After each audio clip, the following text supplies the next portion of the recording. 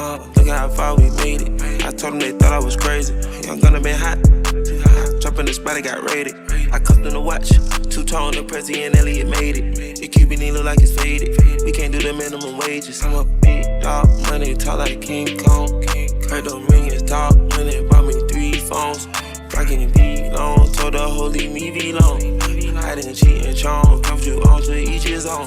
Hope y'all doing good, man. Back again with another sample, probably my favorite sample I did this month. So I'm gonna go ahead, I'm gonna break it down for you guys. I'm gonna break down the drums as well, and be sure to watch until the end because I got something special for you guys. So let's get into it. Okay, so now we're in the sample FOP. The first thing you can probably notice is all of the layers are in audio files except the bass. Now for this sample I chopped a lot of the layers, I reversed them, and that's something you can't do in MIDI. So that's one thing that I advise you guys whenever you want to be more creative. Just go ahead, export everything you make. It's way easier to manipulate audio files. Now this is how the sample sounds on its own, without drums, without vocals.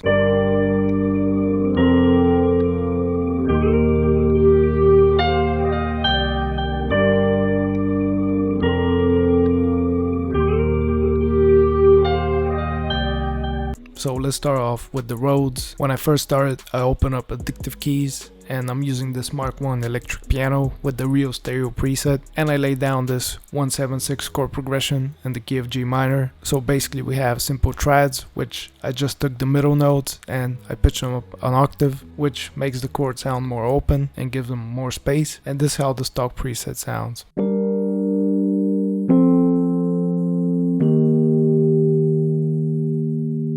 So as you can hear, it's an emotional chord progression, and the 176 chord progression specifically is used in a lot of GUNNA songs. By the way, if you want a free pack of emotional go-to chord progressions, you should go ahead, check out this video. There I went more in depth about emotional chord progressions, the go-to ones, and I gave away a free pack of like 10 MIDI chord progressions if you want to go ahead and mess with that. So yeah, be sure to check out the video. Now on its own, the Rhodes sound really boring, so I'm gonna show you this cool technique that I use here, which turned my Rhodes from this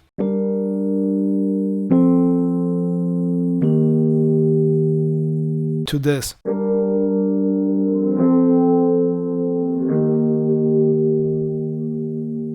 So whenever you have a basic simple pattern like this and you want to spice it up a little bit without adding any more notes, what you can do is first off export it as an audio file. After that you're gonna pitch it up an octave and you're gonna go ahead and set the mode to stretch. You're just gonna grab the sample and you're gonna stretch it basically double time, and you're gonna stretch it double time like so.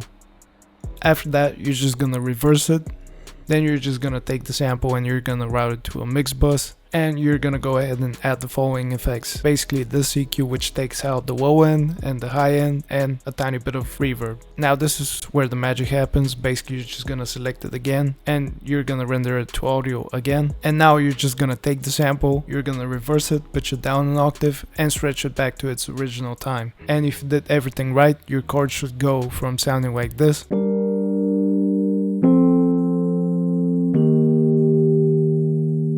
to sounding like this.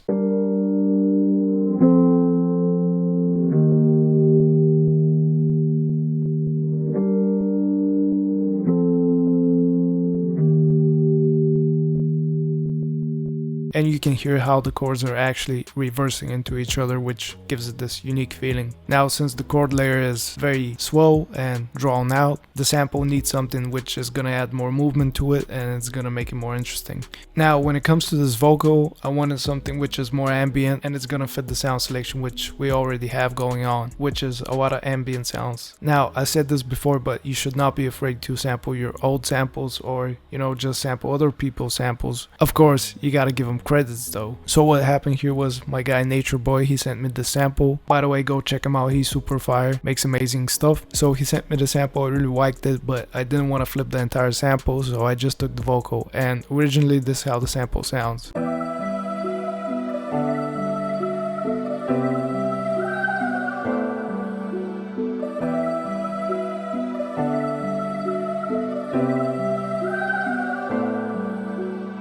I took the sample and I pitched it up 10 semitones. Then I took it and I routed it to this mix bus and I added these following effects. So first off, we have the EQ, which is taking out the high end and making the sound more ambient and in the back. After that, we have this pancake, which is taking the vocal and just automating it so it moves from one side to the other, which is something that I've also talked about. You have to create movement and motion in your samples, not just hard panning stuff, because it's not gonna sound as interesting. After that, I just added this basic reverb. Now, to make it even more interesting, I took the vocal, I chopped it up so it repeats every one bar, but at the final bar I just took the same vocal and I pitched it down 7 semitones so it creates this variation. And when you play it together with the Rhodes, this is how it sounds.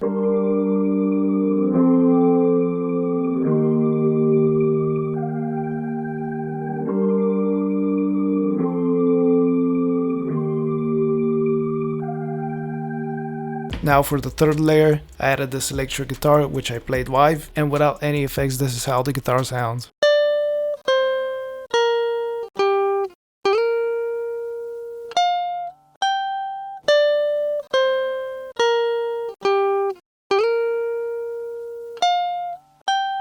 Now, to make it sound good, a lot of processing went into this, but I'm gonna break it down for you guys right now. So first off, I open up Guitar Rig because I needed a preamp. So now the guitar was sounding like this.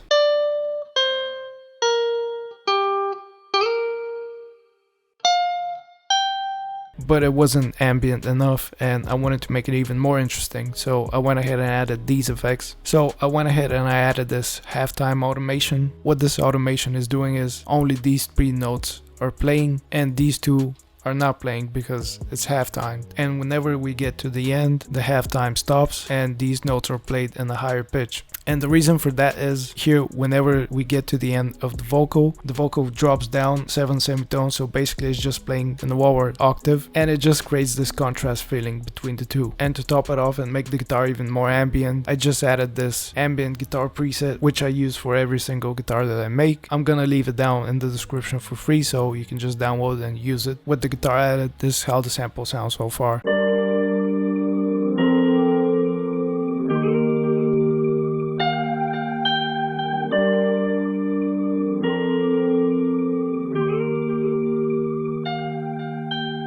Now moving on, I added this chill accent, which was originally a full phrase, but I just chopped it up and I turned it into an accent. So this is how it sounds originally.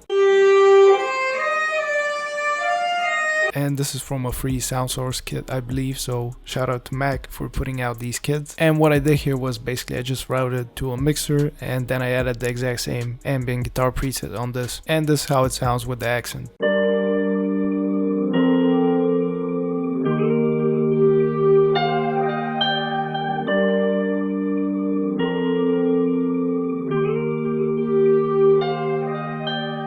Also, one thing I want to point out here is, if you didn't notice so far, the reason why the sample sounds good sonically is because I'm just sticking to a group of instruments which go well together in the real world. I've mentioned this before, but live instruments go better with other live instruments, and synth instruments go better with other synth instruments. Now after that, I went ahead and I added this texture, again from a sound source kit. This is how it sounds without any effects. So what I did here was I just took it and I pitched it up 6 semitones, and then I routed it to this mix bus, which has these effects, basically an EQ which removes the low end and boosts the high end a lot, and then we have this reverb. So now it sounds like this.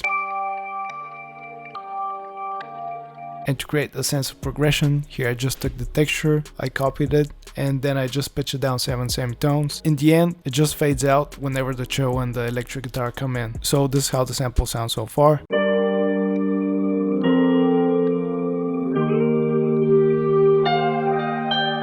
Probably heard we don't have any low end, so I went ahead and added this bass guitar, which I actually turned into a deep sub bass. Now for this I'm using Flex, which is a stock FL Studio plugin, very slept on, very underrated, which without any effects sounds like this.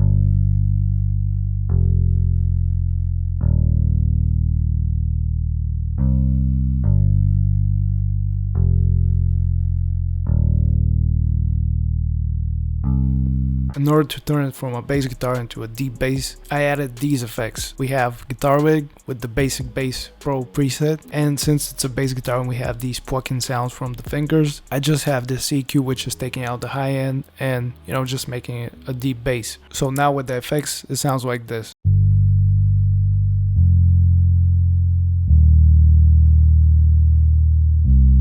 And when you put everything together, this is how the final sample sounds.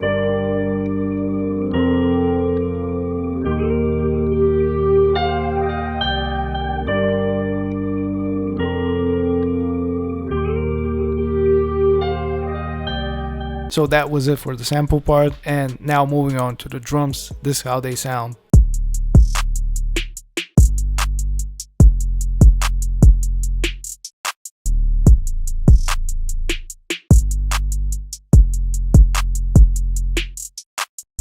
Now usually when it comes to the low end, you would usually go and use an 808, but since we had this deep sub bass, I wanted to switch it up a little bit, and instead of using an 808, I just used this custom made spin sub bass together with a rack kick, and this is how it sounds.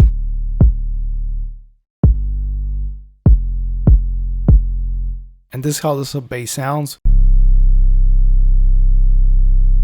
Essentially it's just a basic spins 808 but without the punchy transient, and whenever I'm using it I add these effects, a decapitator, this ozone exciter. If you want the sub bass sound and the preset which comes with it, it's gonna be in the description. You can download it together with the sample. Now moving on to the hi-hat, extremely simple 2-step hi-hats with a bunch of rolls. So after that I added this basic quad pattern, and then I added this snare pattern. So when you put it all together with the sample, this is how the final beat sounds.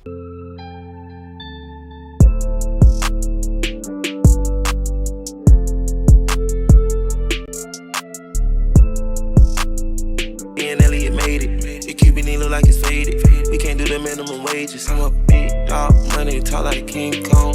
Heard them ringers talk, money bought me 3 phones.